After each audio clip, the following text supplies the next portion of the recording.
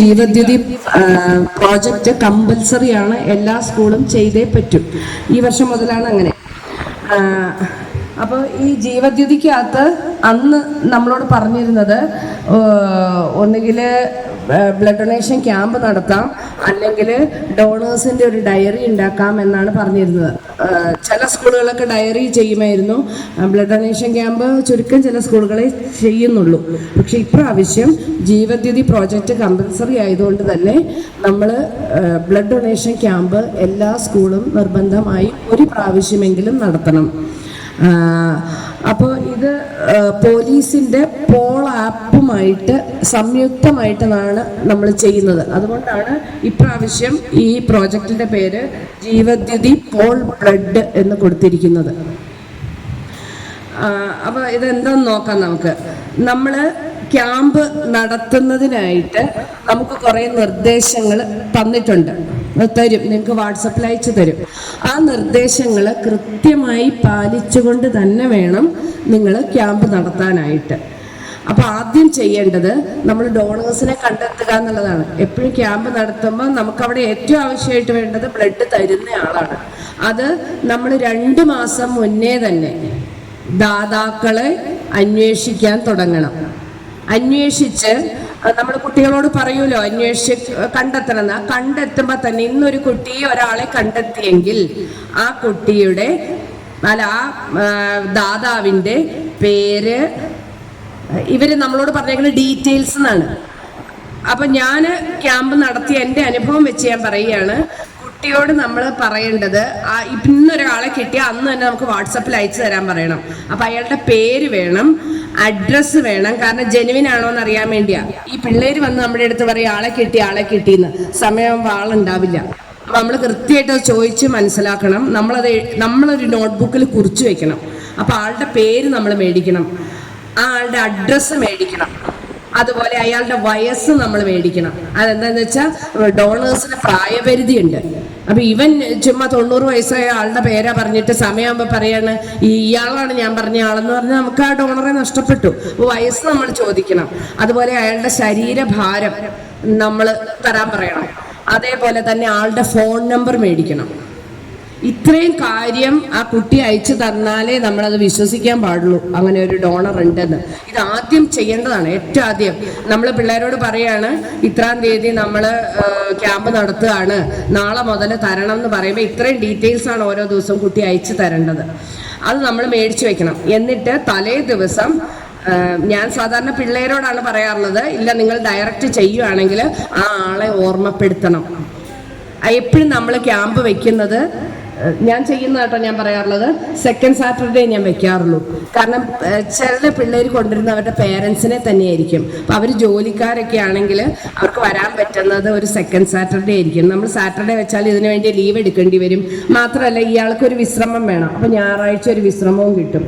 എപ്പോഴും അങ്ങനെ വെക്കുകയാണെങ്കിൽ നല്ലത്. ഒരു ഹോളിഡേ ചേർത്ത് 2 ദിവസം കിട്ടാൻ പാകത്തിനൊക്കെ വെക്കുകയാണെങ്കിൽ അവർക്കുടെ പേരൻസിന് വരാൻ പറ്റും. അല്ലെങ്കിൽ പിന്നെ നമുക്ക് കിട്ടുന്ന എണ്ണവും കുറയും. അതും ഇതൊക്കെ കണക്റ്റഡ് ആണ്. അതുകൊണ്ടാണ് അപ്പൊ നമ്മൾ എപ്പോഴും പിള്ളേരോട് ഡീറ്റെയിൽസ് അപ്പപ്പോൾ അയച്ചു തരാൻ പറയണം. നമ്മളതൊരു എവിടെയെങ്കിലും ബുക്കിൽ എഴുതിയിടണം.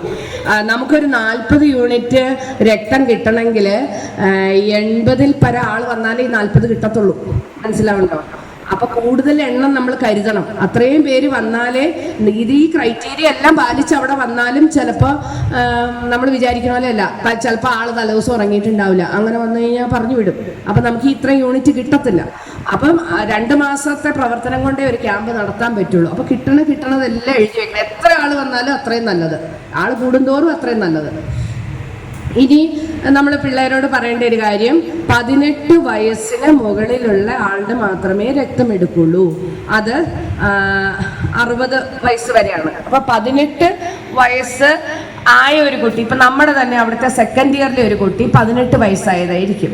പക്ഷെ നിയമം നിലനിൽക്കുന്നത് കൊണ്ട് ഇനി അവൻ ചിലപ്പോൾ അടുത്ത മാസമായിരിക്കും 18 ആവുള്ളൂ. ഇവൻ നമ്മളോട് പറയും എനിക്ക് 18 ടീച്ചറെ എന്ന് പറഞ്ഞ് കയറി കിടന്ന് രക്തം കൊടുത്ത് ഇവൻ വീട്ടിൽ ചെന്നൊരു പരാതി വന്നു കഴിഞ്ഞാൽ പിന്നെ നമ്മൾ അതിൻ്റെ പിന്നാലെ തൂങ്ങേണ്ടി വരും. അപ്പം 18കാരനാണ് ഈ വരുന്നതെങ്കിൽ അവൻ്റെ എന്തെങ്കിലും ഒരു രേഖ കണ്ടിട്ട് മാത്രമേ അവൻ്റെ രക്തം എടുക്കാവുള്ളൂ.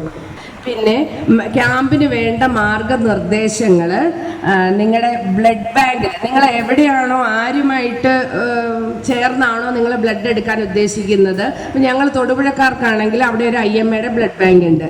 ആ ബ്ലഡ് ബാങ്കിൽ നമ്മൾ ചോദിച്ച് അവർ പറയണ മാനദണ്ഡം കൂടി പാലിക്കണം. ഇപ്പോൾ ഉദാഹരണം പറയുകയാണെങ്കിൽ ഇവിടെ നമുക്ക് തന്നേക്കുന്ന സ്ലൈഡിൽ നമുക്ക് NSS തന്നേക്കുന്നത് 45 കിലോ ഭാരവും അതിന് മുകളിലുള്ളവരുടെയും രക്തമെടുക്കാം എന്നാണ് ഇവർ പറയുന്നത്. പക്ഷെ തൊടുപുഴ IMAക്കാരനാണ് എടുക്കാൻ വരുന്നതെങ്കിൽ 45കാരൻ്റെ എടുക്കില്ല, അവർ 55 കിലോയുടെ എടുക്കത്തുള്ളൂ. ഇങ്ങനെ പ്രശ്നമുണ്ട്. അപ്പം നമ്മൾ എപ്പോഴും ആരുമായി ചേർന്നാണോ ക്യാമ്പ് നടത്താൻ ഉദ്ദേശിക്കുന്നത് അവരോട് നമ്മൾ ഈ പിള്ളേർക്ക് നിർദ്ദേശം കൊടുക്കുന്നതിന് മുമ്പേ തന്നെ വിളിച്ച് നമ്മൾ വേണമെങ്കിൽ ഒന്ന് എഴുതി ഉണ്ടാക്കുക ഒരു സാധനം, ഇങ്ങനെ പിള്ളേർക്ക് പറഞ്ഞു കൊടുക്കാനുള്ളത്. ഇത് അവർക്കൊന്ന് ഇട്ട് കൊടുക്കുക. ഈ മാനദണ്ഡങ്ങൾ ഓക്കെ ആണോ എന്ന് ചോദിക്കുക. അല്ല ഇന്നത് തിരുത്തണം എന്ന് പറഞ്ഞാൽ തിരുത്തിയിട്ട് മാത്രമേ ആളെ കണ്ടെത്താവുള്ളൂ. അല്ലെങ്കിൽ ഈ പിള്ളേർ കണ്ടെത്തിക്കൊണ്ട് വരുന്ന ഡോണർ വീണ്ടും നമ്മുടെ കയ്യിൽ നിന്ന് പോകും. അത് ശ്രദ്ധിക്കേണ്ട ഒരു കാര്യമാണ്. പിന്നെ ക്യാമ്പ് നടത്തുമ്പോൾ ഇലക്ട്രിസിറ്റി പോകാൻ പാടില്ല.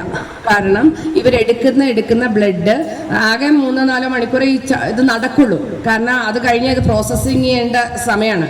അപ്പോൾ ആ 4 മണിക്കൂർ ഇവരിത് കേടാവാതിരിക്കാൻ സൂക്ഷിച്ചു വെക്കുന്നുണ്ട്. അപ്പോൾ ആ ഫ്രീസറും കാര്യങ്ങളും എല്ലാം ഓഫാവാൻ പാടില്ല.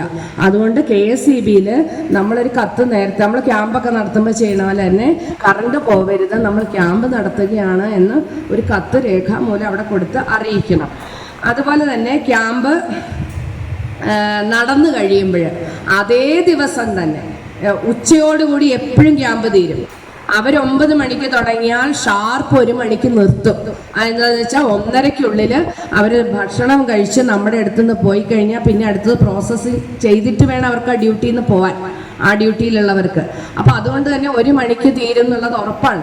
പിന്നെ 4 മണി വരെ 5 മണി വരെയോ നമുക്ക് സമയമുണ്ട്. ആ സമയത്തിനുള്ളിൽ ഇവർ നമുക്ക് റിപ്പോർട്ട് കൊടുക്കാൻ പറഞ്ഞൊരു ഫോം തരുക ചെയ്യണം. നമ്മൾ റിപ്പോർട്ട് എഴുതാനൊന്നുമില്ല, അത് പൂരിപ്പിച്ചാൽ മതി. കുട്ടി ഡോണേഴ്സ് വന്നവരെത്ര, അതിൽ നമ്മൾ രക്തമെടുത്തത് എത്ര, സ്കൂളിൻ്റെ യൂണിറ്റ് നമ്പർ, അങ്ങനെ ഒരു ഫോമുണ്ട്.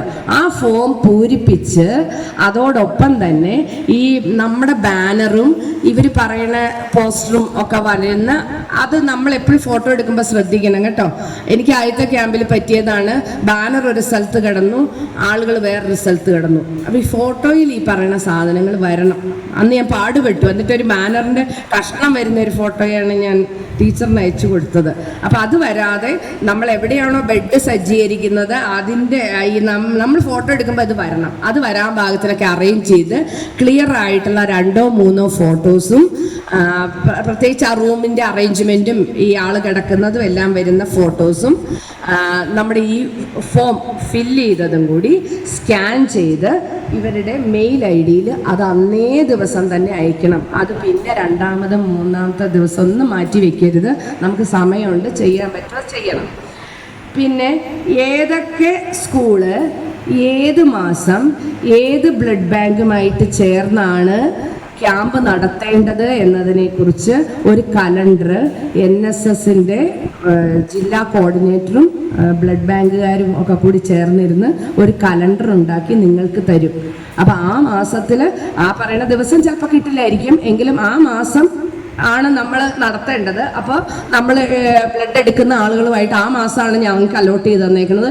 ഏത് ദിവസമാണ് നിങ്ങൾക്ക് പറ്റുന്നത്, നമ്മൾ പരമാവധി ഒരു ദിവസം അങ്ങോട്ട് പറയുക, അതനുസരിച്ച് നേരത്തെ അറേഞ്ച് ചെയ്ത് വെക്കണം. അപ്പോൾ ഏത് മാസമാണ് നിങ്ങളുടെ സ്കൂൾ ചെയ്യേണ്ടതെന്നുള്ളത് സുമ ടീച്ചർ അറിയിക്കും നിങ്ങളെ.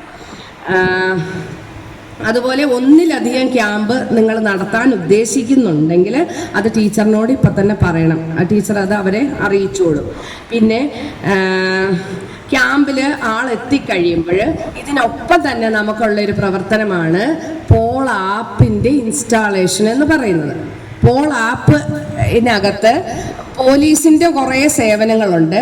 അതിനോടൊപ്പം തന്നെയുള്ള ഒരു സേവനമാണ് ഡോണേഴ്സിനെ തരിക എന്നുള്ളത്. അതായത് നമ്മൾക്ക് ക്രിട്ടിക്കലായിട്ട് ആശുപത്രി കിടക്കുന്നു, നമ്മൾ ആ പരിസരത്തൊക്കെ ബ്ലഡ് അന്വേഷിച്ചു കിട്ടാനില്ല എങ്കിൽ ഈ പോൾ ആപ്പിൽ രജിസ്റ്റർ ചെയ്ത് കഴിഞ്ഞാൽ ഇവരുടെ കൺട്രോൾ റൂമിൽ ഇത് എത്തുകയും അവരുടെ കയ്യിൽ കുറേ ഡോണേഴ്സിൻ്റെ ലിസ്റ്റ് ഉണ്ട്. അപ്പോൾ ആ പരിസരത്തുള്ള ആ ഡോണറിനെ അറിയിക്കുകയും എത്തിക്കുകയും ചെയ്യുക എന്നൊരു സേവനവും കൂടി ആ പോൾ ആപ്പിലുണ്ട്. അപ്പൊ നമുക്ക് അതിനകത്ത് എന്ത് ചെയ്യാൻ പറ്റും? നമ്മുടെ കയ്യിൽ ആ ദിവസം രക്തം തരാനായിട്ട് കുറേ ഡോണേഴ്സ് വന്നിട്ടുണ്ട്. അവർ ഈ ക്രൈറ്റീരിയ എല്ലാം പാലിക്കുന്നവരാണ്, അതായത് അസുഖമില്ലാത്തവരാണ്, പ്രായം ഇതാണ്, അപ്പൊ കിട്ടാൻ നമുക്ക് എളുപ്പമുണ്ട് ഡോണറെ. അപ്പൊ നമ്മൾ എന്ത് ചെയ്യണം? ഈ പോൾ ആപ്പ് ഇതാണ് എന്ന് പറഞ്ഞ് ആ പരിചയപ്പെടുത്തി അവരെ പോൾ ആപ്പിൽ രജിസ്റ്റർ ചെയ്ത് കൊടുക്കണം. അപ്പൊ എന്താ വെച്ചാൽ പോലീസിന് കൂടുതൽ ഡോണേഴ്സിനെ കിട്ടും. ഇതുവരെ പോളാപ്പിൽ ഇല്ലാത്തവരായിരിക്കും അവര്. ഇപ്പൊ ഒരു കുട്ടി 18 വയസ്സായവൻ ആദ്യമായിട്ട് ചെയ്യാണ്, അവൻ ഒരിടത്തും ഇല്ല അവന്റെ രേഖകള്. അപ്പൊ അവനെ ഇതിനകത്ത് ചെയ്യുകയാണെങ്കിൽ നാളെ ഒരു അവസരം കിട്ടുമ്പോൾ ഈ കുട്ടിക്ക് വീണ്ടും രക്തം കൊടുക്കാനായിട്ട് സാധിക്കും. അപ്പൊ അത് ഇതിന്റെ ഒപ്പം തന്നെ ചെയ്യണം. ഈ രക്തദാതാവിന്റെ രജിസ്ട്രേഷൻ എന്ന് പറയുന്നത് അയാളുടെ ഫോണിൽ തന്നെ ഇൻസ്റ്റാൾ ചെയ്തിട്ട് അവരെ രജിസ്റ്റർ ചെയ്ത് കൊടുക്കുക. പിന്നെ ഡോണർ എന്താണ്, നമുക്ക് ഡേറ്റ് കിട്ടിക്കഴിഞ്ഞാൽ നമുക്ക് ഇവർ അലോട്ട് ചെയ്ത് തരുമല്ലോ, തരുന്ന മാസത്തിൽ നമ്മൾ വിളിച്ച് ചോദിച്ച് കിട്ടിക്കഴിഞ്ഞാൽ നമ്മൾ ഈ ഫോർമാറ്റിൽ സ്കൂളിൻ്റെ പേര്, NSS യൂണിറ്റ് നമ്പർ, ജില്ല, ബ്ലഡ് ബാങ്ക്, ക്യാമ്പ് തീയതി, പ്രോഗ്രാം ഓഫീസറുടെ പേര്, ഫോൺ നമ്പർ ഇത് തരും കേട്ടോ. ഇത് അയച്ചു തരാം നിങ്ങൾക്ക്. ഈ ഒരു ഓർഡറിൽ നമ്മൾ ലിസ്റ്റ് ചെയ്തിട്ട് അത് ഈ പറയുന്ന മെയിലിൽ paulbloodproject@gmail.com എന്ന് പറയുന്നത് അതാണ് അവരുടെ മെയിൽ ID. ആ മെയിലിലേക്ക് അയച്ചു കൊടുക്കണം. അപ്പോൾ അവർക്ക് അറിയാൻ പറ്റും ഇന്ന മാസം ഇന്ന ജില്ലയിൽ ഇന്ന സ്കൂള് നടത്തുന്നുണ്ടെന്ന്. നടത്തുന്നതിന് മുമ്പുള്ള കാര്യം കേട്ടോ പറഞ്ഞത്. നടത്തി കഴിയുമ്പോൾ ഫോട്ടോസും ആ റിപ്പോർട്ടും അയച്ചു കൊടുക്കണം. ആ റിപ്പോർട്ടിന്റെ ഫോമാണിത്. അതായത് ബ്ലഡ് ക്യാമ്പ് നടന്നു കഴിയുമ്പോൾ അതിൽ കിടക്കുന്ന കണ്ടോ, തീയതി, സ്കൂളിന്റെ പേര്, NSS യൂണിറ്റ് നമ്പർ, ജില്ല, ബ്ലഡ് ബാങ്ക്, രജിസ്റ്റർ ചെയ്തവരുടെ എണ്ണം, ആണ് പെണ്ണ്, അതായത് നമുക്ക് ആ പിള്ളേർ തന്നാണ് രജിസ്റ്റർ ചെയ്ത എണ്ണം എന്ന് പറയുന്നത്. അത് കഴിഞ്ഞ് വന്നവർ, രക്തദാനം നമ്മൾ രക്തം എടുത്തവര് ആണെത്ര, പെണ്ണെത്ര. പിന്നെ അതിന്റെ അടിയിൽ നമ്മൾ POയും സൈൻ ചെയ്ത് സീല് വെക്കണം. അതേപോലെ തന്നെ ഈ ക്യാമ്പ് നടത്തുമ്പോൾ അവിടെ ഒരു മെഡിക്കൽ ഓഫീസർ ഉണ്ടാവും, ഒരു ഡോക്ടർ അവിടെ ഉണ്ടാവും. ഡോക്ടർ പരിശോധിച്ചിട്ടാണ് ഈ ബ്ലഡ് എടുക്കുന്നതൊക്കെ.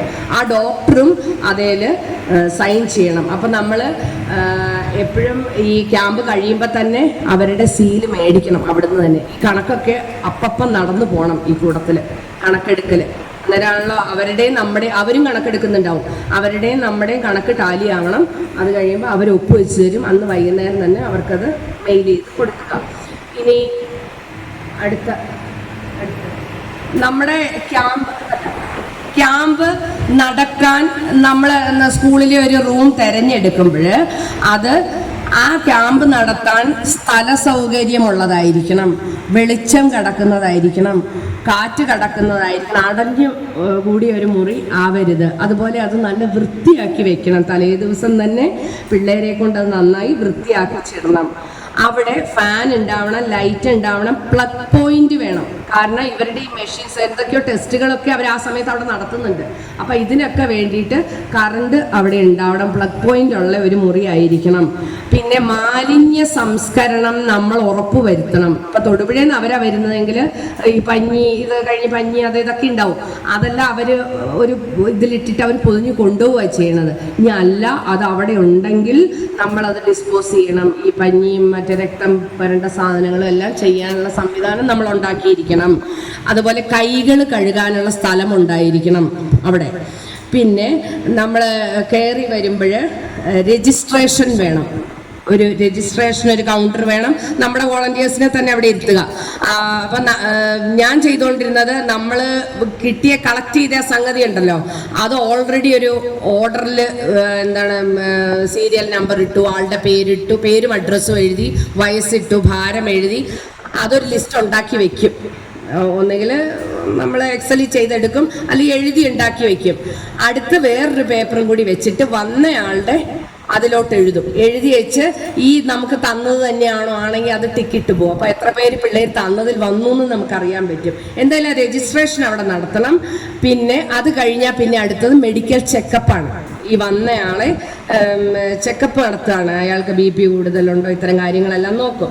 അത് കഴിഞ്ഞാൽ പിന്നെ നടക്കുന്ന, അയാൾ ഓക്കെ ആണെങ്കിൽ, ഓക്കെ അല്ലെങ്കിൽ അയാളോട് പൊക്കോളാൻ പറയും. അടുത്ത സ്റ്റെപ്പ് എന്ന് പറഞ്ഞാൽ ഇയാളുടെ രക്തം എടുക്കുക എന്നുള്ളതാണ്. ആ രക്തം എടുക്കാനുള്ള സ്ഥലം അവിടെ കട്ടില് പോലെ നമ്മൾ നമ്മുടെ സ്കൂളിൽ ആയിരിക്കുമല്ലോ നടക്കുന്നത്, ഡെസ്ക് അറേഞ്ച് ചെയ്യണം.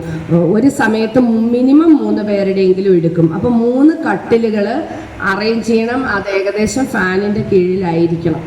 അത് കഴിഞ്ഞാൽ ഇതെടുത്തു കഴിഞ്ഞാൽ ഒരു 15 മിനിറ്റോളം ആ ആളോട് അവിടെ വിശ്രമിക്കാൻ പറയും. എന്തിനാണെന്ന് വെച്ചാൽ എന്തെങ്കിലും തലകറക്കോ വല്ലതൊക്കെ ഉണ്ടാവാൻ സാധ്യതയുണ്ട്. ചിലർക്കുണ്ടാവും, ചിലർക്കൊരു പ്രശ്നമില്ല. അങ്ങനെ ഉണ്ടായാലോ, അതുകൊണ്ട് അങ്ങനെ കിടക്കാനായിട്ട് 3 or 4 എണ്ണം നമ്മൾ അടുത്തൊരു സൈഡിൽ സെറ്റ് ചെയ്യണം. ചിലപ്പോൾ അവരവിടെ ഇരിക്കത്തേ ഉണ്ടാവുള്ളൂ. അത് ബെഞ്ചായാലും മതി, കയറി കിടക്കണം എന്നില്ല, ബെഞ്ച് സെറ്റ് ചെയ്താലും മതി. അത് ഇത്രയും കാര്യങ്ങൾ അവിടെ ചെയ്തിട്ടുണ്ടാവണം. അതുപോലെ തന്നെ ഈ വിശ്രമ സ്ഥലത്തിനടുത്തായിട്ട് നമുക്ക് റിഫ്രഷ്മെൻറ്റിന്, അതായത് ഈ വരുന്ന ആൾക്ക് സാധാരണ IMA ആണ് വരുന്നതെങ്കിൽ അവർ ഫ്രൂട്ടിയും ബിസ്ക്കറ്റും കൊണ്ടുവരും. ഇനി അവരത് കൊണ്ടുവന്നില്ലെങ്കിൽ പോലും നമ്മൾക്ക് വേണമെങ്കിൽ ഏതെങ്കിലും ബാങ്കിലൊക്കെ ചോദിച്ചു കഴിഞ്ഞാൽ അവരുടെ CSR ഫണ്ട് എടുത്തിട്ട് നമുക്ക് തരും ഇങ്ങനെയുള്ള സാധനങ്ങൾ മേടിക്കാനായിട്ട്. ഇനി അതൊന്നും ഇല്ലെങ്കിലും നമ്മൾ നാരങ്ങ വെള്ളം നിർബന്ധമായിട്ട് ഒന്ന് കലക്കി വെക്കണം. കാരണം എനിക്ക് അവിടെ 2 പ്രാവശ്യം പ്രശ്നം ഉണ്ടായില്ല. 3ാമത്തെ ക്യാമ്പിൽ ഒരു സ്ത്രീ തന്നു കഴിഞ്ഞ് ഒരു ഭയങ്കര തലറിഞ്ഞ് വീണു നിലത്ത്. അപ്പം ഈ ഉപ്പും പഞ്ചസാരയും കൂട്ടി ഇട്ട് ഇളക്കിയ നാരങ്ങ വെള്ളം ഒന്ന് കരുതി വെക്കുക. അതല്ലാതെ കുടിക്കാനുള്ള വെള്ളവും കൂടി വെക്കണം. ചിലർ രക്തം എടുക്കണേ ആദ്യമായിട്ടൊക്കെ വന്നാണെങ്കിൽ അവർക്ക് പരവേശം എടുക്കും. ഇത് എടുക്കണതിന് പേടി കൊണ്ടായിരിക്കും കുറേ വെള്ളം മേടിച്ച് കുടിക്കാറുണ്ട്. അപ്പോൾ നമ്മൾ വെള്ളം അവിടെ കരുതണം.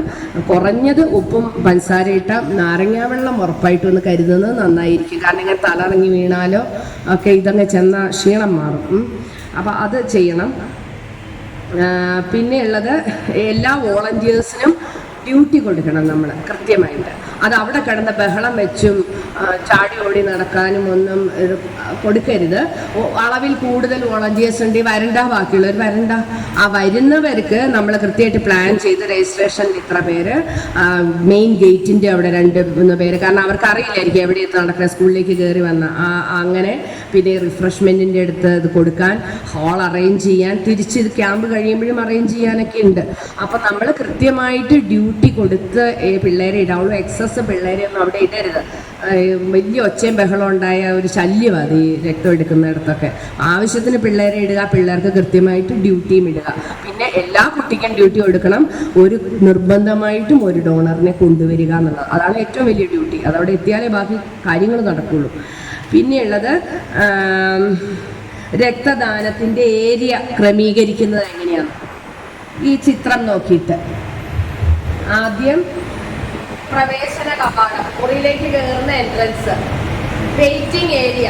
അതിന് വെച്ചാൽ ഈ ഒരാളുടെ ബ്ലഡ് എടുക്കാൻ ഏകദേശം 10 അല്ലെങ്കിൽ 15 മിനിറ്റ് എടുക്കും. അതെടുത്തിട്ട് അടുത്തേക്ക് കയറാൻ പറ്റുള്ളൂ. അപ്പം 3 പേരെ ഒരു സമയത്ത്, അല്ലെങ്കിൽ 4 പേരേ ഉള്ളൂ.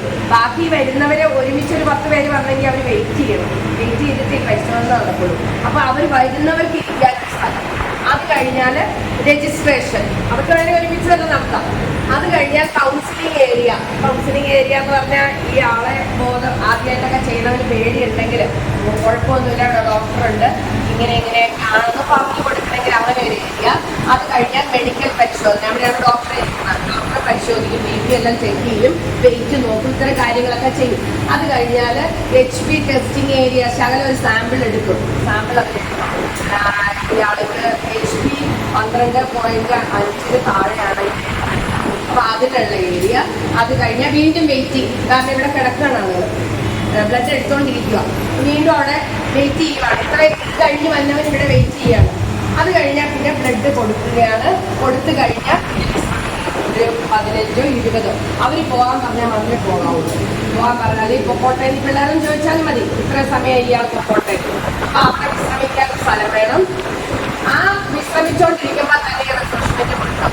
അതിനടുക്കാം അത് നമ്മൾ കൊടുക്കണം. കഴിയുന്ന അത് പിള്ളേരോട് നോക്കി കണ്ട് ചെയ്യാൻ പറയണം.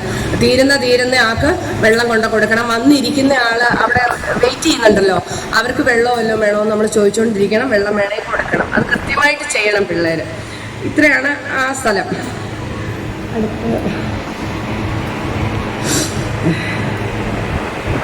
ഈ മനുഷ്യ രക്തത്തിന്റെ ഘടന, ഇതൊക്കെ പിള്ളേർക്ക് നമ്മൾ പറഞ്ഞു കൊടുക്കേണ്ട കാര്യമാണ്.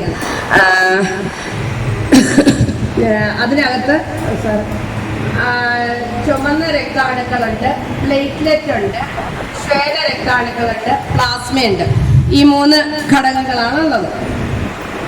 അതില് ചുമന്ന രക്താണുക്കള് ഓക്സിജൻ ശരീരത്തിന്റെ മുഴുവൻ ഭാഗത്ത് എത്തിക്കുകയും അതുപോലെ കാർബൺ ഡൈ ഓക്സൈഡ് ഇതിന് അങ്ങോട്ടും ഇങ്ങോട്ടും കൊണ്ടുപോകുന്ന ആളാണ് ചുവന്ന രക്താണുക്കള്. അടുത്തത് വെളുത്ത രക്താണുക്കളൊക്കെ അതൊക്കെ നമ്മൾ സ്കൂളിൽ പഠിച്ച കാര്യങ്ങൾ തന്നെയാണ്. നമ്മുടെ പ്രതിരോധ ശേഷി വർദ്ധിപ്പിക്കുന്നു, മറ്റ് രോഗാണുക്കൾ കടന്നു കഴിഞ്ഞാൽ അതിനെ നശിപ്പിക്കാനായിട്ടാണ്, അതാണ് അവരുടെ ധർമ്മം. അടുത്തത് പ്ലേറ്റ്ലെറ്റ്, നമുക്ക് രക്തസ്രാവം ഉണ്ടാവുകയാണെങ്കിൽ ഈ പ്ലേറ്റ്ലെറ്റ് വന്നിട്ടാണ് അവിടെ രക്തം പുറത്തേക്ക് പോകുന്നത് തടയുന്നത്, രക്തം കട്ട പിടിക്കാൻ സഹായിക്കുന്നു. പ്ലാസ്മയാണ് പോഷകങ്ങളും മറ്റ് ഹോർമോണുകളും എല്ലാം ശരീരത്തിന്റെ എല്ലാ ഭാഗത്തും എത്തിക്കുന്നത്. അപ്പൊ ഇത് 4ഉം നമുക്ക് ഏറ്റവും ആവശ്യമുള്ള ഘടകമാണ് രക്തത്തിനകത്തുള്ള 4 സംഗതികൾ. ഇനി രക്തഗ്രൂപ്പുകൾ എ, അത് തന്നെ പോസിറ്റീവ് നെഗറ്റീവ്, ബി ഉണ്ട്, എ ബി ഉണ്ട്, ഒ ഉണ്ട്, ഇതെല്ലാം പോസിറ്റീവും നെഗറ്റീവും ഉണ്ട്. ഇനി മനുഷ്യ രക്തത്തിന് പകരം വയ്ക്കാൻ മറ്റൊന്നില്ല, അത് കുട്ടികൾക്ക് പറഞ്ഞു കൊടുക്കുക. അതുകൊണ്ടാണ് ഇതിന്റെ ഇമ്പോർട്ടൻസ്. കാരണം ലാബിൽ ഇത് ഉണ്ടാക്കാൻ പറ്റുന്ന ഒരു സംഗതിയുമല്ല. മാത്രമല്ല ഈ രക്തം എനിക്ക് തോന്നുന്നു 4 മാസമാണെന്ന് തോന്നുന്നു, അതിൽ കൂടുതൽ സൂക്ഷിച്ചു വെക്കാനും പറ്റില്ല. അത് കഴിഞ്ഞ് മിച്ചം ഇരിപ്പണ്ടേ എടുത്ത് കളയുക എന്നുള്ളത് വേസ്റ്റാണ്. വീണ്ടും അപ്പോൾ പുതിയത് വരണം ബ്ലഡ് ബാങ്കിൽ. അപ്പോൾ ജീവൻ രക്ഷിക്കാൻ ഇത് വളരെ ആവശ്യമാണ്. ഇത് അധികകാലം സൂക്ഷിച്ചു വെക്കാൻ പറ്റുന്ന ഒന്നല്ല. മാത്രമല്ല ഇത് കൃത്രിമമായി നിർമ്മിക്കാനും പറ്റുകയില്ല. അതുകൊണ്ട് തന്നെ രക്തം വളരെ ജീവൻ രക്ഷിക്കാൻ വളരെ പ്രാധാന്യമുള്ള ഒരു സംഗതി തന്നെയാണ്. അതൊരു മനുഷ്യന് കൊടുക്കാൻ മാത്രമേ പറ്റുള്ളൂ. നിർമ്മിച്ച് നമുക്ക് പാക്കറ്റിലൊന്നും മേടിക്കാൻ പറ്റില്ല, പറഞ്ഞു കൊടുക്കുക. പിന്നെ കേരളത്തിലെ 190 ബ്ലഡ് സെന്ററുകളാണുള്ളത്. പ്രതിവർഷം നമുക്ക് ഏകദേശം 6 ലക്ഷം യൂണിറ്റ് ആണ് വേണ്ടത്. അതായത് മൊത്തം ജനസംഖ്യയുടെ 1-2% ആളുകൾ രക്തദാനം കൊടുത്താൽ മാത്രം മതി ഈ രക്തമില്ല എന്ന് പറഞ്ഞാൽ ഈ പരാതി, രക്തം കിട്ടാനില്ല എന്നുള്ള പരാതി അവിടെ തീരും. പക്ഷെ ആളുകൾ തയ്യാറല്ല. അപ്പൊ തയ്യാറാക്കാൻ വേണ്ടിയാണ് ഈ കുട്ടികളുടെ മനസ്സിൽ അങ്ങനെ ഒരു ചിന്ത ഉണ്ടാക്കാൻ വേണ്ടിയാണ് നമ്മൾ ഈ പ്രവർത്തനം ചെയ്യുന്നത്. സന്നദ്ധമായിട്ട് ചെയ്യണം. അല്ലാണ്ട് ഏതോ ഒരാളവിടെ കിടക്കേണ്ട അയാൾക്ക് രക്തം വേണം, അതെന്റെ ബന്ധുവാണ്, ബന്ധു ആയതുകൊണ്ട് അതിനൊരു പകരക്കാരനായിട്ട് ഞാൻ ചെല്ലാം, അല്ല. ആർക്ക് വേണമെങ്കിലും അല്ലെങ്കിൽ ആർക്കും വേണ്ടെങ്കിലും എല്ലാ 3 മാസം കൂടുമ്പോഴും കൊടുക്കാൻ തയ്യാറുള്ള ഒരു മനസ്സ് ഉണ്ടാവണം. കൃത്യമായി അത് ചെയ്യണം. അതിനുവേണ്ടിയാണ് നമ്മളിത് ചെയ്യുന്നത്. ഇനി രക്തദാതാക്കൾ 2 വിധത്തിലുള്ളത്. ഒന്ന് വോളണ്ടറി ആയിട്ട്, അതായത് ചില ആളുകളുണ്ട്, നമ്മൾ ഈ രക്തദാനമായിട്ട് ബന്ധപ്പെട്ട സംഘടനകളുണ്ട്. ആ സംഘടനയിലൊക്കെ പ്രവർത്തിക്കുന്നവര് ആർക്കും വേണോ വേണ്ടയോ എന്നുള്ളതല്ല, 3 മാസം കൂടുമ്പോൾ അവർ പോയി രക്തം കൊടുക്കും. അത് ആർക്കും പ്രത്യേകിച്ച് വേണ്ടിയിട്ടല്ല, അതാണ് വോളണ്ടറി.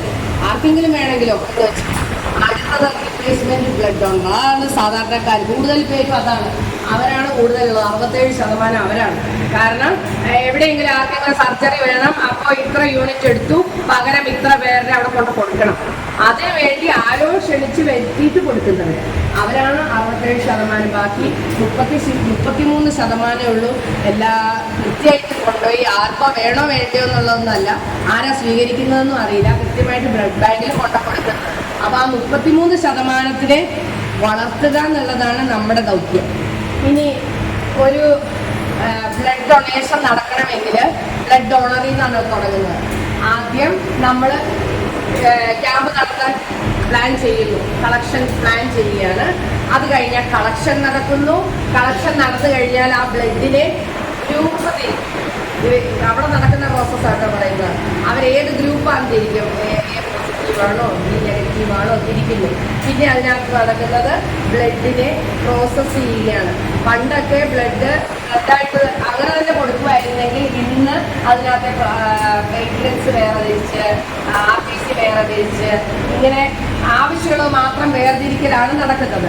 ഇത് കഴിഞ്ഞാൽ ടെസ്റ്റുകൾ നടക്കുന്നുണ്ട്. അതായത് 5ഓളം പകർന്നു കിട്ടുന്ന രോഗങ്ങൾ, മഞ്ഞപ്പിത്തം, HIV, ഇങ്ങനെയുള്ള 5ഓളം രോഗങ്ങളുടെ പരിശോധനയും നടക്കുന്നുണ്ട്. ഇതെല്ലാം നടത്തിയിട്ടാണ് അവസാനം കൊടുക്കുന്നത്. അപ്പോൾ 1 യൂണിറ്റ് രക്തം എടുത്താൽ അതിൽ നിന്ന് പ്ലാസ്മ എടുക്കും, പ്ലേറ്റ്ലെറ്റ് എടുക്കും, RBC എടുക്കും. അപ്പം നമ്മൾ എന്താണ് ഡെങ്കിപ്പനിയൊക്കെ വന്നു കഴിഞ്ഞാൽ പ്ലേറ്റ്ലെറ്റ് കുറഞ്ഞു, അവന് പ്ലേറ്റ്ലെറ്റ് കയറ്റിന്നൊക്കെ പറയുന്നത് ഇങ്ങനെയാണ്. അപ്പോൾ ഒരാളുടേത് ശരിക്കും 3 പേർക്ക് യൂസ് ചെയ്യാം, 3 ആവശ്യത്തിനായിട്ട്. ഒരാൾ വിചാരിച്ചാൽ 3 പേരുടെ ജീവൻ രക്ഷിക്കാൻ പറ്റുന്ന ഒരു കാര്യമാണ്. ഇത് പിള്ളേർക്ക് പറഞ്ഞു കൊടുക്കുക. പിന്നെ വരുന്നത് നമ്മൾ ഇനി എങ്ങനെയുള്ള ആളുകളെയാണ് അത് കുട്ടികൾ അതറിഞ്ഞാൽ മാത്രമേ അവർക്ക് അങ്ങനെയുള്ള ആളെ കൊണ്ടുവരാൻ പറ്റുള്ളൂ. ഒന്നാമത്തേത് പ്രായം 18 മുതൽ 65 വരെ ആയിരിക്കണം. 65 കഴിഞ്ഞ ആളെ എടുക്കാൻ പറ്റില്ല. 18 അടുത്ത മാസേ ആവുള്ളൂ എന്ന് പറഞ്ഞാലും പറ്റില്ല. 18 ആവണം. അത് നിയമമാണ്. അത് നിയമപ്രകാരം അതേ പറ്റുള്ളൂ. ആ ആളുടെ വെയിറ്റ് 45 കിലോയും അതിന് മുകളിലും ആയിരിക്കണം എന്ന് ഇവർ പറയുന്നുണ്ട്. പക്ഷെ നിങ്ങൾ ആരുമായിട്ട് ചേർന്നാണെന്ന് വെച്ച് കഴിഞ്ഞാൽ അവരോട് പ്രത്യേകം ചോദിച്ചോണം. പ്രായമല്ല, പ്രായം ഇത് എല്ലാവരുടെയും ഒരുപോലെ തന്നെയാണ്. പക്ഷെ വെയിറ്റിന്റെ കാര്യത്തിൽ ചിലർ ഈ 45 എടുക്കില്ല. അപ്പൊ അത് ചോദിച്ച് മനസ്സിലാക്കിയിട്ടേ പിള്ളേരോട് പറയാവുള്ളൂ. ഇനി HP കൗണ്ട് 12.5 ഉണ്ടായിരിക്കണം. അതിൽ താഴെയാണെങ്കിലും എടുക്കില്ല. അപ്പൊ പിന്നെ അത് മനസ്സിലാക്കിയിട്ട് കൊണ്ടുവരിക. അല്ലെ, അതുകൊണ്ടാണ് കൂടുതൽ എടുക്കണം എന്ന് പറഞ്ഞത്. പലർക്കും അവരുടെ HP കൗണ്ട് ഒന്നും അറിയില്ലായിരിക്കും. നമ്മൾ 100 എണ്ണത്തിനെ കൊണ്ടുവന്നാലേ ഈ HP കൗണ്ടൊക്കെ ഉള്ളത് തന്നെ ഒരു 40 എണ്ണം കിട്ടുള്ളൂ. അപ്പൊ അതുകൊണ്ട് കൂടുതൽ ആളെ നമ്മൾ കണ്ടെത്തുക. എന്തായാലും ഇവരെടുക്കില്ല അങ്ങനെയുള്ളവരെ. ആണുങ്ങൾക്ക് 3 മാസം കൂടുമ്പോൾ വീണ്ടും രക്തം കൊടുക്കാം. പെണ്ണുങ്ങളെ സംബന്ധിച്ച് 4 മാസം കൂടുമ്പോഴേ പറ്റുള്ളൂ. അതുപോലെ തന്നെ എപ്പോഴും രക്തദാതാവ് തലേ ദിവസം രാത്രി 6 മണിക്കൂറെങ്കിലും മിനിമം ഉറങ്ങിയിട്ടുണ്ടാവണം. നന്നായി ഉറങ്ങി വന്ന ആളുടെ മാത്രമേ രക്തം എടുക്കാവുള്ളൂ. അപ്പോൾ പിള്ളേരോട് പ്രത്യേകം പറഞ്ഞു വിടണം. ഈ ഡോണറോട് പറയണം തലേദിവസം രാത്രി നന്നായി ഉറങ്ങണം എന്ന് പറയണം. അതുപോലെ കഴിഞ്ഞ 2 ആഴ്ചയായിട്ട് മറ്റെന്തെങ്കിലും അണുബാധയോ പനിയോ ഒക്കെ ഉണ്ടായിരുന്ന ആളാണെങ്കിൽ അയാളുടെ രക്തം എടുക്കില്ല. നമ്മൾ ഡോണറെ കണ്ടൊക്കെ വെച്ചിട്ടുണ്ടാവും. പക്ഷെ അയാൾക്ക് ആ സമയത്ത് പനിയൊക്കെ വന്നിട്ടുണ്ടെങ്കിൽ വന്നിട്ട് കാര്യമില്ല, അത് എടുക്കാൻ പറ്റില്ല. പിന്നെ ശരീരത്തിൽ മുറിവുള്ളവർ രക്തദാനം ചെയ്യരുത്. മുറിവ് വന്ന ആളുടെ എടുക്കില്ല. കഴിഞ്ഞ 24 മണിക്കൂറിൽ മദ്യപാനം പാടില്ല. മദ്യപിച്ച് 24 മണിക്കൂറിനുള്ളിൽ ബ്ലഡ് എടുക്കാൻ പറ്റില്ല. അതുപോലെ വാക്സിൻ എടുത്ത ആളുകളുണ്ടെങ്കിൽ അവർ 2 അല്ലെങ്കിൽ 4 ആഴ്ചകൾക്ക് ശേഷം മാത്രമേ വരാവുള്ളൂ. അപ്പൊ ആ കാലഘട്ടത്തിൽ എടുക്കാൻ പാടില്ല. വാക്സിനേഷൻ എടുത്തവരാവരുത്. പിന്നെ വിഷബാധയ്ക്ക് വാക്സിൻ എടുത്തവരും ശരീരത്തിൽ ടാറ്റു ചെയ്തയാളും 1 വർഷം കഴിഞ്ഞേ രക്തദാനം പറ്റൂ. ടാറ്റു അടിച്ചവരുണ്ടെങ്കിൽ അവർ 1 വർഷം കഴിയാത്തവരെ വിളിച്ചോണ്ട് വരേണ്ട കാര്യമില്ല.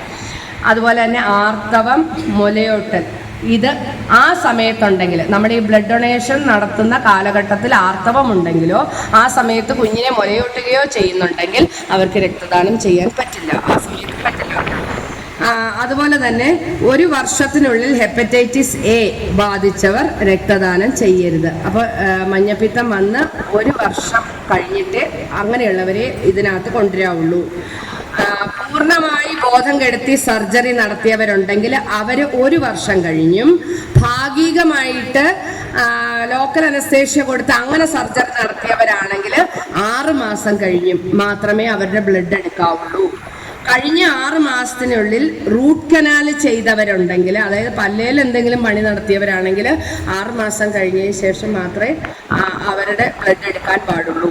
BP, പ്രമേഹം, തൈറോയിഡ് ഇവയ്ക്ക് മരുന്ന് കഴിക്കുകയോ അല്ലെങ്കിലോ നിയന്ത്രണത്തിലുള്ളവരുടെ ആണെങ്കിൽ, ആ രോഗം നിയന്ത്രണത്തിലുള്ളവരുടെ ആണെങ്കിൽ രക്തമെടുക്കും എന്നാണ് ഇവർ പറയുന്നത്. പക്ഷെ ഞാൻ കോണ്ടാക്ട് ചെയ്ത ആ ബ്ലഡ് ബാങ്കുകാര് പ്രമേഹക്കാരൻ്റെയോ തൈറോയിഡ് രോഗിയുടെയോ BP കാരൻ്റെയോ എടുക്കില്ല.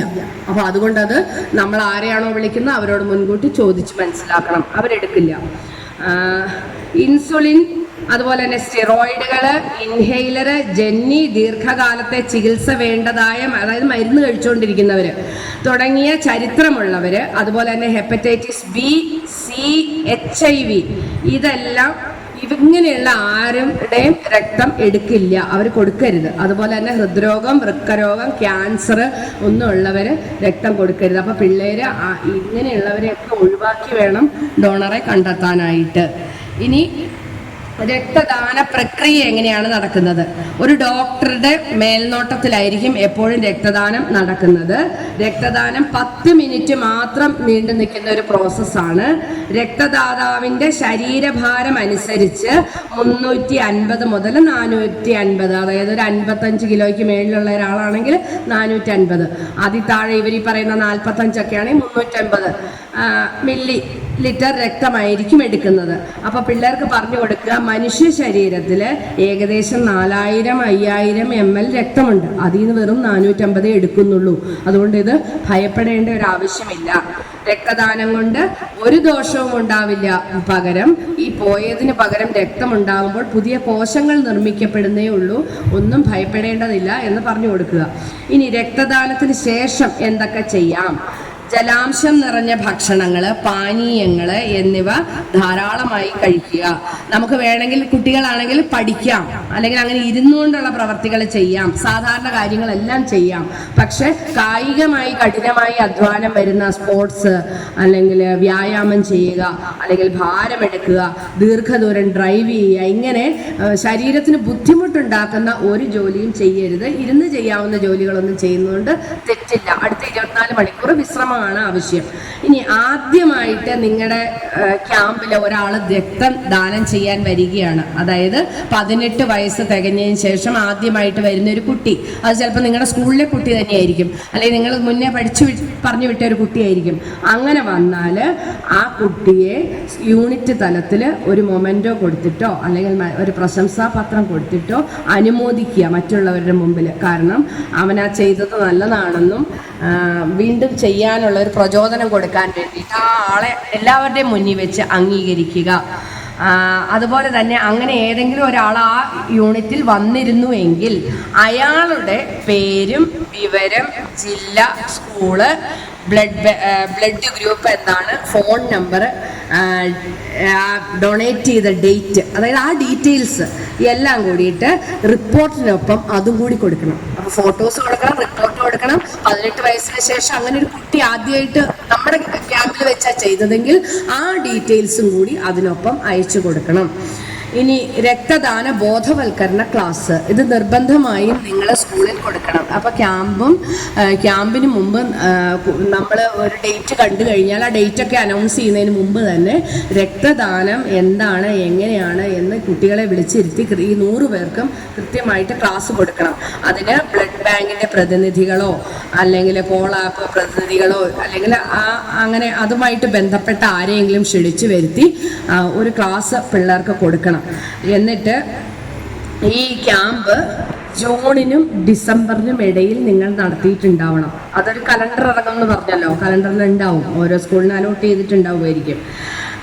ക്ലാസ് നടന്നു കഴിയുമ്പോൾ ആ ക്ലാസ് നടന്നുവെന്നും ആ ക്ലാസ് നടത്തിയത് ആരാണെന്നും ഒക്കെ വെച്ചുകൊണ്ട് അതിൻ്റെ റിപ്പോർട്ട് തയ്യാറാക്കി അതിൻ്റെ ഫോട്ടോസും ഈ പറയുന്ന മെയിലിൽ അയക്കണം. നമ്മളെല്ലാം അയക്കുന്ന ഒറ്റ മെയിലിൽ തന്നെയാണ്. ആ മെയിലിൽ ആ ഡീറ്റെയിൽസ് അയക്കണം. അതായത് അവർക്കറിയണം കൃത്യമായിട്ട് നിങ്ങൾ ബോധവൽക്കരണ ക്ലാസ് നടത്തിയോ ഇല്ലയോ എന്നുള്ളത്. അത് അതേ ദിവസം തന്നെ അയക്കുകയും വേണം. ഇനി ക്ലാസ്സിൻ്റെ ഒപ്പം തന്നെ വേണമെങ്കിൽ ആ ദിവസം അല്ലെങ്കിൽ അതിൻ്റെ അടുത്ത ദിവസമായിട്ട് നമുക്ക് വേണമെങ്കിൽ ജാഥ നടത്താം, അല്ലെങ്കിൽ ഫ്ലാഷ് മോബ് നടത്താം, ബോർഡുകൾ സ്ഥാപിക്കാം, അല്ലെങ്കിൽ അങ്ങനെ ബോധവൽക്കരണമായിട്ട് ബന്ധപ്പെട്ട വേറെ പരിപാടികളും നടത്താം. ക്ലാസ് നിർബന്ധമാണ്, പക്ഷെ അതിൻ്റെ ഒപ്പം തന്നെ വേണമെങ്കിൽ മറ്റ് ബോധവൽക്കരണ പരിപാടി നടത്താം. എന്ത് പരിപാടി നടത്തിയാലും അവർ പറഞ്ഞിരിക്കുന്നത് അന്ന് അതേ ദിവസം വൈകുന്നേരം 5 മണിക്കുള്ളിൽ അതിൻ്റെ ഒരു റിപ്പോർട്ടും, അതായത് സ്കൂൾ ഏതാണ്, കാര്യങ്ങളെല്ലാം ഡേറ്റും ഒക്കെ ഇട്ടിട്ട് അതും ഫോട്ടോസും നിർബന്ധമായിട്ടും അവർക്ക് അയച്ചു കൊടുക്കണം. ഈ മെയിലിൽ അയക്കണം അവർക്ക്. രക്തദാനവും പോൾ ബ്ലഡുമായി ബന്ധപ്പെട്ട പോസ്റ്ററുകൾ നിർബന്ധമായും സ്കൂളിൽ പതിക്കണം. ഈ വർഷത്തെ പ്രത്യേകതയാണ്. ഈ പറയുന്ന പോളാപ്പുമായിട്ടും അതുപോലെ തന്നെ രക്തദാനത്തെക്കുറിച്ചും ബോധവൽക്കരണം നൽകുന്ന പോസ്റ്ററുകൾ നിങ്ങളുടെ സ്കൂളിൽ നിർബന്ധമായിട്ടും ഉണ്ടായിരിക്കണം. പിന്നെ ഇനി ബ്ലഡ് ബാങ്കിൻ്റെ കൈവശമുള്ള പോസ്റ്റർ എന്തെങ്കിലും ഉണ്ടെങ്കിൽ അതും വയ്ക്കാം ആ കൂട്ടത്തിൽ. പിന്നെയുള്ള ഒരു പ്രവർത്തനം ഷോർട്ട് ഫിലിം നിർമ്മാണമാണ്. അത് നിർബന്ധമുള്ള ഒരു പ്രവർത്തനമല്ല. കുട്ടികൾ ഷോർട്ട് ഫിലിം എടുക്കാൻ കഴിവുള്ള കുട്ടികളുണ്ടെങ്കിൽ, താല്പര്യമുണ്ടെങ്കിൽ അതങ്ങനെ ചെയ്യാം. ഇനി ചെയ്യുമ്പോൾ അത് 5 മിനിറ്റിനുള്ളിൽ ഒതുങ്ങി നിൽക്കുന്ന ഒരു ഷോർട്ട് ഫിലിം ആയിരിക്കണം. സന്നദ്ധ രക്തദാനത്തെ പ്രോത്സാഹിപ്പിക്കുന്നതായിരിക്കണം. അതായത് സ്വയം തോന്നി രക്തം കൊടുക്കുന്നതായിരിക്കണം അതിൻ്റെ ആശയം. ഇനി അത് ചെയ്യുമ്പോൾ മതപരമായിട്ടോ ലിംഗപരമായിട്ടോ സാമൂഹികപരമായിട്ടോ ആരെയും മുറിപ്പെടുത്തുന്ന ഒരു കാര്യങ്ങളും അതിനുള്ളിൽ വരാൻ പാടില്ല. പിന്നെ ഒരാളുടെയും സമ്മതം മേടിക്കാതെ അയാളെ ചിത്രീകരിക്കുകയോ ചില സംഭവങ്ങൾ ചിത്രീകരിക്കുകയോ ചെയ്യാൻ പാടില്ല. അനുവാദം മേടിച്ച് മാത്രമേ അത് ചെയ്യാൻ പാടുള്ളൂ. അതുപോലെ ഇത് ചെയ്യുന്നതിന് പുറത്തുനിന്ന് ആരെയും അതിനകത്ത് ഉൾപ്പെടുത്താൻ പാടില്ല. കുട്ടികൾ തന്നെയായിരിക്കണം അതിൻ്റെ സ്ക്രിപ്റ്റ്, കുട്ടി തന്നെയായിരിക്കണം ഷൂട്ട് ചെയ്യേണ്ടത്. മൊബൈലിലൊക്കെ ഷൂട്ട് ചെയ്യാം, എങ്ങനെയായാലും കുഴപ്പമില്ല. എഡിറ്റ് ചെയ്ത് എല്ലാം കുട്ടികളായിരിക്കണം.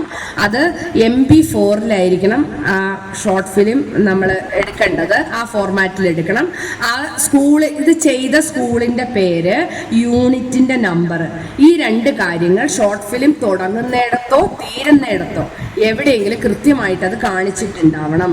ഇത് ഗൂഗിൾ ഡ്രൈവിൽ, സ്കൂളിൻ്റെ ഗൂഗിൾ ഡ്രൈവിൽ അപ്ലോഡ് ചെയ്താൽ മതി. എന്നിട്ട് ഇതിൻ്റെ ലിങ്ക് ഈ പറയുന്ന മെയിൽ ID-യിൽ അയക്കുക.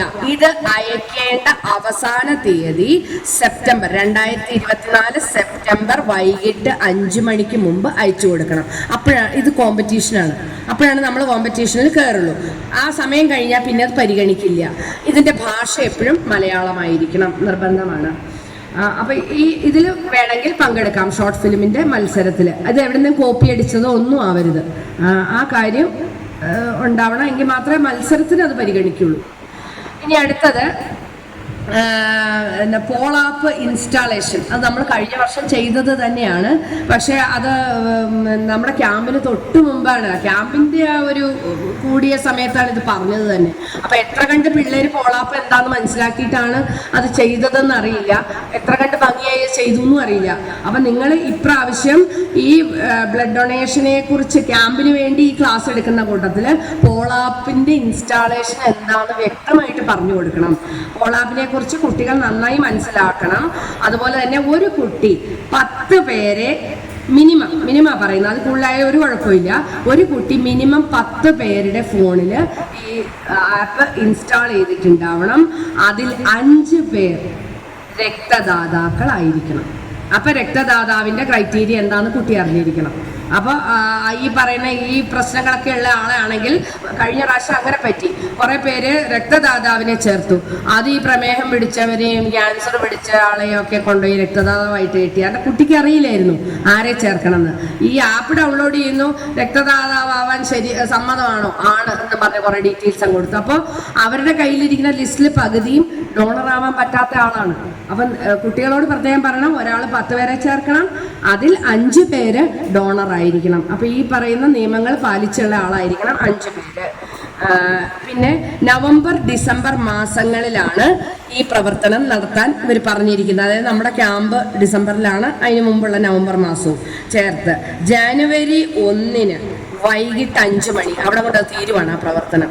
വൈകിട്ട് 5 മണിക്ക് മുമ്പ് നമ്മൾ ചെയ്ത ആ ലിസ്റ്റ്, ആ ആളുകളുടെ പേര്, അവരുടെ നമ്പർ, ഈ ഡീറ്റെയിൽസ് ഈ പറയുന്ന മെയിലിൽ 1-ാം തീയതി വൈകുന്നേരം 5 മണിക്ക് മുമ്പ് അയച്ചു കൊടുക്കണം. ഇത് കമ്പൽസറി ആണ്. നമ്മുടെ ബ്ലഡ് ഡൊണേഷൻ പോലെ തന്നെ കമ്പൽസറി പ്രോഗ്രാമാണ് ഇൻസ്റ്റാളേഷൻ. നമ്മൾ എത്ര പേരെ ചെയ്തു, 500 പേരാണ് ചെയ്തതെങ്കിൽ ആ ലിസ്റ്റ് കൃത്യമായിട്ട് 5 മണിക്ക് മുമ്പ് അവരുടെ മെയിലിൽ കിട്ടിയിട്ടുണ്ടാവണം, നിർബന്ധമാണ്. ഇനി വേറൊരു പ്രവർത്തനം, ഈ ബ്ലഡ് ഡൊണേഷൻ ക്യാമ്പിന് മുമ്പ് ചെയ്യേണ്ടതാണ് കേട്ടോ. നമ്മൾ ബോധവൽക്കരണ ക്ലാസ് നടത്തി. അതോടൊപ്പം തന്നെ യൂണിറ്റിലെ 2 ലീഡർമാർ, ഫസ്റ്റ് ഇയറിലെ ഒരു കുട്ടിയെ സെക്കൻഡ് ഇയറിലെ ഒരു കുട്ടിയെ എടുത്താൽ വേണേ നമുക്ക് 2 കൂട്ടത്തിൽ നിന്ന്, ആ 2 ലീഡർമാരെ കൊണ്ടുപോയി ബ്ലഡ് ബാങ്കിൽ സന്ദർശിച്ച് കാണിച്ചു കൊടുക്കണം. അവിടുത്തെ പ്രവർത്തനങ്ങൾ പൂർണ്ണമായി അവരെ കാണിച്ച് മനസ്സിലാക്കി കൊടുക്കണം. ഓരോ യൂണിറ്റും ബ്ലഡ് ബാങ്ക് സന്ദർശിക്കണം എന്ന് സർക്കുലർ വരും. ആ സർക്കുലർ വരുന്ന സമയത്ത് അത് ചെയ്യണം.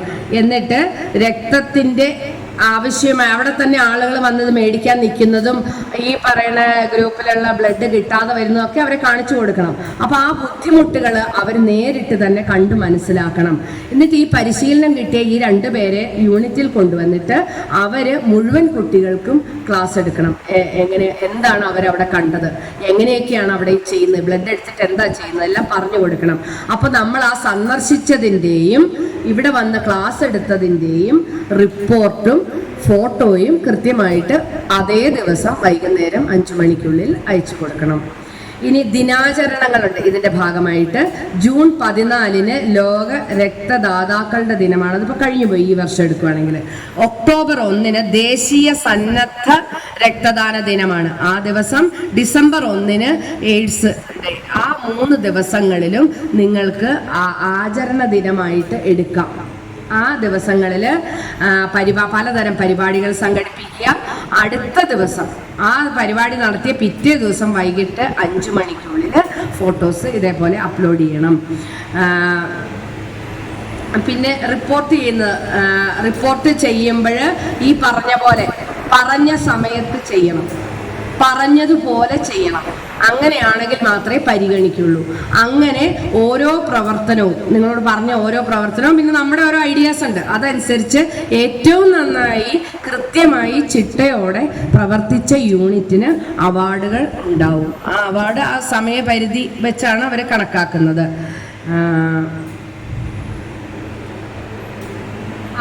അതിനുവേണ്ടി ജില്ലയിൽ തന്നെ ഒരു കമ്മിറ്റിയൊക്കെ, അത് സുമ ടീച്ചറിന്റെ പരിധി വരുന്ന കാര്യമാണ്, അവരൊക്കെ കൂടി ചേർന്ന് യൂണിറ്റുകൾക്ക് ഗ്രേഡ് ഇടും. പിന്നെ നമ്മൾ എന്ത് പോസ്റ്റർ ഉണ്ടാക്കുമ്പോഴും അല്ലെങ്കിൽ നമ്മൾ ബാനർ ഉണ്ടാക്കുന്നുണ്ടെങ്കിൽ ഒക്കെ ഈ പറയുന്ന ആ ലോഗോസ് ഉണ്ടല്ലോ, ഈ 5 എണ്ണവും അതിൽ കൃത്യമായിട്ടുണ്ടായിരിക്കണം. ഇതില്ലാതെ ഒരെണ്ണം ചെയ്യരുത്. കാരണം പോലീസുമായിട്ട് ചേർന്നുകൊണ്ട് തന്നെയാണ് നമ്മളിത് ചെയ്യുന്നത്. അതുകൊണ്ട് ഇതെല്ലാം അതിനകത്ത് വരണം. ഇതെല്ലാം PDF ആയിട്ട് വാട്സപ്പിൽ ഇട്ട് തരാം. അപ്പോൾ അതെല്ലാം ചേർത്തോണ്ടേ നിങ്ങൾ എന്തും ചെയ്യാവുള്ളൂ, ബാനർ ചെയ്യാണെങ്കിലും എന്ത് ചെയ്യാണെങ്കിലും. അതുപോലെ തന്നെ നമ്മുടെ ബ്ലഡ് ഡൊണേഷൻ ക്യാമ്പാണ് ജീവദ്യുതി എന്നുള്ളത്. കവാടത്തിൽ നമ്മുടെ ഇതിനൊക്കെ കെട്ടുകയല്ലേ, ക്യാമ്പിനൊക്കെ, അതുപോലെ ഒരെണ്ണം കിട്ടിയാൽ നന്നായിരിക്കും. അപ്പോൾ അതിലെല്ലാം ഈ പറയുന്ന സിമ്പൽ ഉൾക്കൊള്ളിക്കണം. പിന്നെ ഉള്ളത് പോൾ ആപ്പിൻ്റെയാണ്. പോൾ ആപ്പ് നിങ്ങൾക്ക് അറിയാവുന്നത് തന്നെയാണ്. ഞാൻ പെട്ടെന്ന് പറഞ്ഞു പോകാം. അതിനകത്ത് 30 മേളിൽ സേവനങ്ങളുണ്ട്. അതിലൊന്ന് മാത്രമാണിത്. കംപ്ലൈന്റ് രജിസ്ട്രേഷൻ, അതായത് നമുക്ക് പോലീസ് സ്റ്റേഷനിൽ പോകണ്ട, ഇതിനകത്ത് തന്നെ പകലോ രാത്രിയോ എപ്പോൾ വേണമെങ്കിലും കംപ്ലൈന്റ് വീട്ടിലിരുന്ന് തന്നെ ചെയ്യാം. അടുത്തത് SOS വന്നില്ലേ, SOS എന്ന് പറഞ്ഞാൽ നമ്മളെ ഒരാൾ ആക്രമിക്കാൻ വരുന്നു, അല്ലെങ്കിൽ നമ്മൾ തൊട്ടു മുന്നിൽ ഒരു ആക്രമണം കാണുന്നു, പരാതിപ്പെടാൻ തെളിവൊന്നുമില്ല. ആ സമയത്ത് SOS എന്ന് പറയുന്ന ഓപ്ഷൻ ഉണ്ട്. അതിൽ ഞെക്കിക്കഴിഞ്ഞാൽ ക്യാമറ പെട്ടെന്ന് അങ്ങ് ഓണാവുക ചെയ്യുന്നത്, അങ്ങോട്ടുള്ളത് ഫ്രണ്ടിലോട്ടുള്ള ക്യാമറ. അതിൽ 15 സെക്കൻഡ് പെട്ടെന്ന് തന്നെ ഒരു വീഡിയോ ക്യാപ്ചർ ചെയ്യും. അത് ആ സെക്കൻഡിൽ തന്നെ അടുത്തുള്ള പോലീസ് സ്റ്റേഷനിലേക്ക് തന്നെ പോകും, തന്നെ സെൻഡ് ആവുമ്പോൾ ജിയോ ടാഗോട് കൂടിയാണ് പോണത്. അത് അവിടെ എത്തുമ്പോൾ തന്നെ അവർക്കറിയാം ഇത് ഏതാ സ്ഥലം. ഈ തെളിവ് പ്രത്യേകിച്ച് ഒന്നും വേണ്ട, ഈ വീഡിയോ ഉണ്ട് തെളിവ്. അപ്പോൾ അങ്ങനെ പാനിക് ആവുന്ന അവസരത്തിൽ അത് ഉപയോഗിക്കാം. പിന്നെ non involvement in criminal offence, NOC മേടിക്കാൻ, അതിന് ആപ്ലിക്കേഷൻ ഇതിനകത്ത് തന്നെ കൊടുക്കാം. പൈസയും ഇതിൽ കൂടെ തന്നെ അടയ്ക്കാം. അതിനൊന്നും പോലീസ് സ്റ്റേഷനിൽ പോകേണ്ട ആവശ്യമില്ല. മൈക്ക് സാങ്ഷൻ, അതിനും പണ്ട് പോലീസ് സ്റ്റേഷനിൽ പോയി അപേക്ഷ വയ്ക്കണമായിരുന്നു. ഇതിപ്പോൾ ഇതുവഴി അപേക്ഷിച്ച് പൈസ ഇതിൽ തന്നെയാണ് നമുക്ക് അടയ്ക്കാം. പിന്നെ ഉള്ളത് FIR ഡൗൺലോഡ് ചെയ്യാൻ. പ്രമാദമായ കേസുകൾ, ഇപ്പം അന്വേഷിച്ചുകൊണ്ടിരിക്കുന്ന കേസിൻ്റെ ഒന്നും കിട്ടത്തില്ല. പക്ഷെ അല്ലാത്ത FIR എല്ലാം ഇതിൽ നിന്ന് ഡൗൺലോഡ് ചെയ്യാനുള്ളതേ ഉള്ളൂ, അതിൻ്റെ ആവശ്യമുള്ളൂ. പിന്നെ ആക്സിഡന്റ് GD ഡൗൺലോഡ്, അതും പോലീസ് സ്റ്റേഷനിൽ പോകണ്ട, നമുക്ക് ഫോണിലിരുന്ന് തന്നെ ചെയ്യാനായിട്ട് പറ്റും. ലോസ്റ്റ് പ്രോപ്പർട്ടി, എന്തെങ്കിലും സാധനം നഷ്ടപ്പെട്ടു പോയാൽ, നമ്മുടെ പാസ്പോർട്ടോ എന്തെങ്കിലും പോയാൽ ഇതിൽ കംപ്ലൈൻറ്റ് കൊടുത്താൽ മതി. പിന്നെ പേയ്മെൻറ്റ്, ഇതിനെല്ലാം ഈ പേയ്മെൻറ്റ് എല്ലാം അതിനൊന്നും വേറെ എവിടെയും ബാങ്കിലോ എവിടെയും പോകണ്ട, ഇതിൽ തന്നെ പേയ്മെൻറ്റ് ചെയ്യാനുള്ള സംവിധാനമുണ്ട്. അതായത് വീട്ടിലിരുന്ന് എവിടെയാണോ നമ്മൾ ഇരിക്കുന്നത് അവിടെ ഇരുന്ന് പോലീസ് സ്റ്റേഷനിൽ പോയി ചെയ്യേണ്ട കാര്യങ്ങൾ ചെയ്യാനുള്ള എല്ലാ സംവിധാനവും ആ ആപ്പിലുണ്ട്. പ്ലസ് അതിനകത്ത് ഉള്ളത് ഈ ബ്ലഡ് ഡോണറെ കിട്ടും. ഇനി ആർക്കെങ്കിലും ബ്ലഡ് ആവശ്യമുണ്ട് എന്ന് വന്നു കഴിഞ്ഞാൽ ആപ്പ് ഡൗൺലോഡ് ചെയ്യുക, അതിനകത്ത് നമ്മൾ റിക്വസ്റ്റ് കൊടുക്കുക. അപ്പോൾ അതിനകത്ത് ബൈസ്റ്റാൻഡറുടെ നമ്പറാണ് കൊടുക്കുന്നത്. എന്താണെന്ന് വെച്ചാൽ രോഗി ചിലപ്പോൾ ICU കിടക്കുമായിരിക്കും. അപ്പോൾ ബൈസ്റ്റാൻഡറെ കൺട്രോൾ റൂമിൽ നിന്ന് വിളിക്കും. ഇവരുടെ കൺട്രോൾ റൂമിലേക്കാണ് പോണത്. അവിടെ നിന്ന് വിളിക്കും, കിട്ടിയോ ഇല്ലയോ കൃത്യമായിട്ട് കൺഫേം ചെയ്തിട്ട് ഡോണറെ അവർ തന്നെ വിളിക്കും, തമ്മിൽ കണക്ട് ചെയ്യും. അങ്ങനെ കണക്ട് ചെയ്ത് ബ്ലഡ് കിട്ടും. ഇതെല്ലാം പിള്ളേർക്ക് പറഞ്ഞു കൊടുക്കുക. അങ്ങനെ പോലീസ് സ്റ്റേഷനിൽ പോകാതെ കാര്യം നടത്താമെന്നും, അതേപോലെ തന്നെ എവിടെയെങ്കിലും കുട്ടികളോ വയസ്സായവരോ ഉപേക്ഷിക്കപ്പെട്ട് കിടക്കുകയാണെങ്കിൽ ഇതിൽ കൊടുത്താൽ മതി, പോലീസ് അവിടെ എത്തിക്കോളും. അതേപോലെ തന്നെ എവിടെയെങ്കിലും സ്ത്രീകൾ ഒറ്റയ്ക്ക് താമസിക്കുന്ന വീടാണ്, അവിടെ കാവൽ വേണമെങ്കിൽ ഇതിൽ രജിസ്റ്റർ ചെയ്താൽ മതി, പോലീസിന്റെ പെട്രോളിംഗ് അവിടെ കൂടുതലുണ്ടാവും. വൃദ്ധരായവർ ഒറ്റയ്ക്കുണ്ടോ, ഇതിൽ രജിസ്റ്റർ ചെയ്താൽ മതി, അവിടെ ഉണ്ടാവും. 15 ദിവസത്തേക്കാട്ടോ, അത് കഴിയുമ്പോൾ വീണ്ടും ചെയ്യണം. അങ്ങനെയാണ്. അപ്പൊ ഇങ്ങനെ നമ്മൾ എവിടെ, അതുപോലെ നമ്മളെ ട്രാക്ക് ചെയ്യാൻ വേണ്ടിയിട്ട് ഇപ്പോൾ ഒരു സ്ത്രീ അല്ലെങ്കിൽ ഒരു കുട്ടി ഒറ്റയ്ക്ക് ഒരു സ്ഥലത്തേക്ക് പോവുകയാണെങ്കിൽ അതിന്റെ ട്രാക്ക് മൈ ട്രിപ്പ് എന്ന് പറഞ്ഞ ഒരു ഓപ്ഷൻ ഉണ്ട്. അതിനകത്ത് വേറെ 2 പേരുടെ നമ്പർ കൊടുക്കാം. ഇപ്പം അച്ഛൻ്റെയോ അമ്മയുടെയോ നമ്പർ കൊടുക്കാം. ആ നമ്പറിൽ കൊടുത്തിട്ട് കുട്ടി കയറുന്നതിന് മുമ്പ് ഡ്രൈവറുടെ ഫോട്ടോയും കൂടി എടുത്ത് അതിൽ അപ്ലോഡ് ചെയ്ത് കഴിഞ്ഞാൽ അവിടെ കൊണ്ടേ അക്രമം നിൽക്കും. കാരണം ഡ്രൈവർ ആരാന്നുള്ളത് കൊച്ചു ഫോട്ടോ എടുക്കുമ്പോൾ തന്നെ. ഇനി ഈ അച്ഛനോ അമ്മയ്ക്കോ തുടർന്ന് അത് അറിയണം എന്നുണ്ടെങ്കിൽ നമുക്ക് SMS ആയിട്ട് ഒരു ലിങ്ക് വരും. ആ ലിങ്കിൽ കയറിയാൽ കുട്ടി ഇപ്പം എവിടെ എന്നുള്ളത് കൃത്യമായിട്ട് അറിയാൻ പറ്റും. അപ്പം ഇങ്ങനെയുള്ള ഒരുപാട് സൗകര്യങ്ങൾ ഈ പോൾ ആപ്പിലുണ്ട് എന്ന് കുട്ടിക്ക് അറിയാമെങ്കിൽ മാത്രമേ കുട്ടി അത് പറഞ്ഞു കൊടുത്തിട്ട് ഇത് ചെയ്യിക്കുള്ളൂ. അപ്പോൾ ഈ കാര്യങ്ങൾ പിള്ളേർക്ക് പറഞ്ഞു കൊടുക്കണം. അതേപോലെ തന്നെ രക്തദാനത്തിൻ്റെ മഹത്വം എന്താണെന്നുള്ളത് പറഞ്ഞ് മനസ്സിലാക്കി കൊടുക്കണം. ഇത്രയൊക്കെ കൊടുത്തിട്ടാണ് നമ്മൾ ഫീൽഡിലേക്ക് ഇവരെ വർക്കിന് വേണ്ടിയിട്ട് വിടാനായിട്ട്. ഇത്രയാണ് കാര്യം. ഇനി ഇതിൻ്റെ എല്ലാം നിങ്ങൾക്ക് അയച്ചു തരും. അത് വായിച്ചു കഴിയുമ്പോൾ നന്നായി മനസ്സിലാവും. അത്രയേ ഉള്ളൂ.